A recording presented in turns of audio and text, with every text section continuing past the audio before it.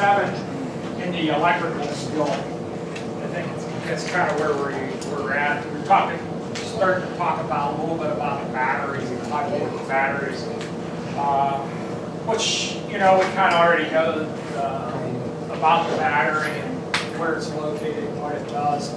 The vehicles will still have a lead acid 12-volt battery, right? So you're still dealing with that, okay?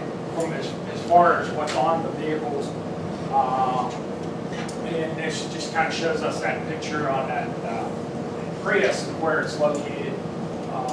So we still have a very conventional battery back there. You have all your normal concerns with lead acid batteries. The nickel metal hydride, we'll typically see those on less energy density batteries, so it's going to be on something like that Prius. Well, it's not going to be, you won't see this battery technology typically used on a plug-in style vehicle because it's not as energy dense. Anything that will take you very far wouldn't use this battery. It just doesn't have enough energy in it. And as we looked at the battery out there, it depends on the version of the Prius, but it could be anywhere from 200 volts, to close to 300. Okay, in that battery. Okay, so it's decently high voltage, and health concerns naturally with that. Some flammability issues, and so forth. It's typical, battery. Health concerns. The lithium batteries, you typically find these on the plug-in types. They got much more energy density. There's a lot more of those. And generally, a lot of those will have some type of coolant running through them because they do get hot. Temperature's critical for those. So, like Chevrolet Volt, you're going to see coolant running through that battery. Help cool it.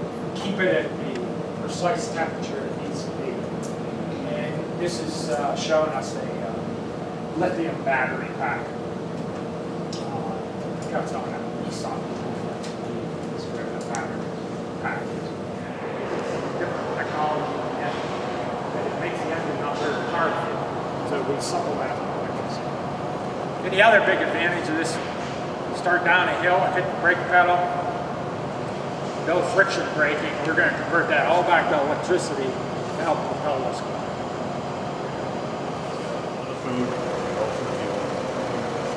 I like that. We can use that technology. There's a lot of ways to look at it. A lot of it's political, and it depends on the views of the world. And as a matter, like we had already said, if the computer on board detects any connection between the chassis to an orange cable or a high voltage, it shuts the system down. It's called isolation. It just shuts off. It won't close the contactor, so the battery the power just stays back in the high voltage battery. Okay, so those are totally isolated from the vehicle. Okay. I didn't mention this, but if we get down to the lower voltage, remember the Malibu Bellicis system? It's using a 36-volt system. It actually has only one blue cable up to the front. So what's that tell you? It uses ground. It's using the chassis as a ground. It's a low voltage system. And once you get into any of the higher voltage systems, totally isolated from the chassis. Very, very minimal range. So there's not a lot of energy in this battery. Okay, so it's not getting you very far. Is it great to stop on a traffic stop? You're stuck on Parkway, Green Tree Hill, or something like that. Why waste the gasoline sitting there idling? It's going to be an electric motor as long as that battery's turned up. Golf cart mode.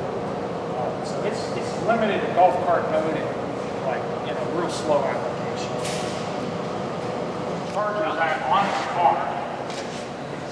So this guy's, he's just taking our power and regulating it onto the vehicle with their on-board motor. I think the extended range electric vehicle. How far will it go, Chuck?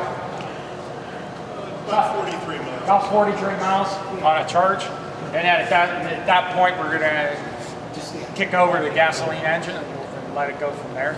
You know, as far as you want to take it from there. So we do have this is a level 2 charger that we have plugged in to it.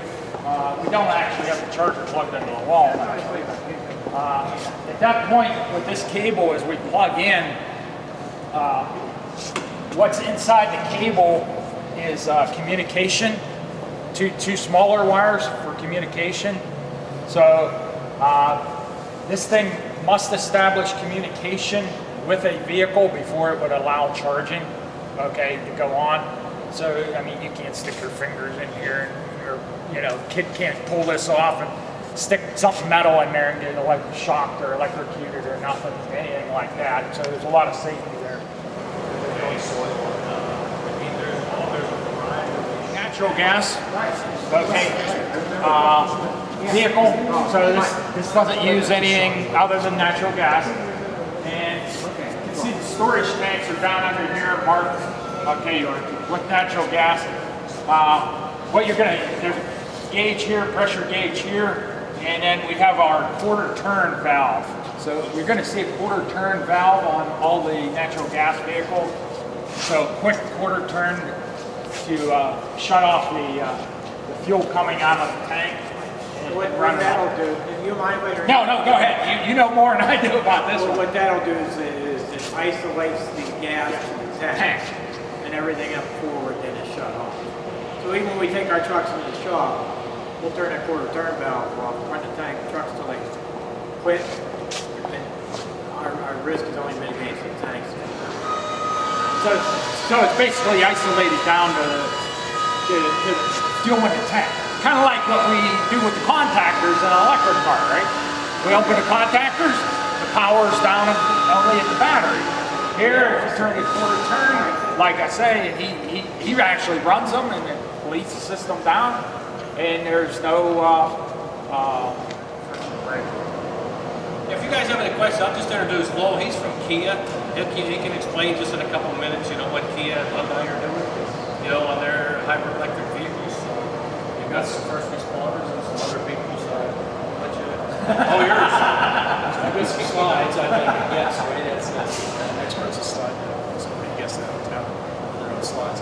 But, yeah, I'm a technical training instructor with Kia Motors back in Allentown. We come out here because you're so gracious and let us use the place. But we have a hybrid. It's very, very similar to this style of battery.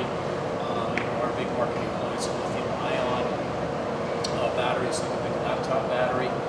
The difference for us, though, is where the safety fuse is. And if you guys want, I'll see if I can drag up and at least get you a copy. It's actually located, if you go into the trunk, and there's a big orange plug, very similar to the Prius here. But it's you got to access it through the trunk, and that disables the high voltage on that side. And you're supposed to wait 5 minutes. Runs on propane or gasoline. 23-gallon propane tank, 23 liquid gallons. It gets approximately the same mileage as gasoline, about 10% less. We're averaging 12 on gasoline and 11 on propane with this vehicle. This unit, we put it inside to show that it's safe to be used inside. It's got a protective cover over the valves, so if anything leaks, it'll run through the hose and go to the outside.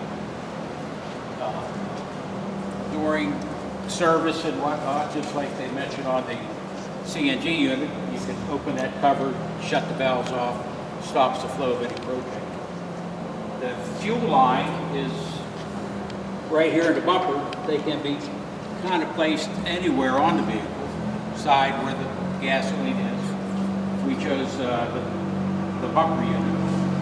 And the fill is done through this nozzle.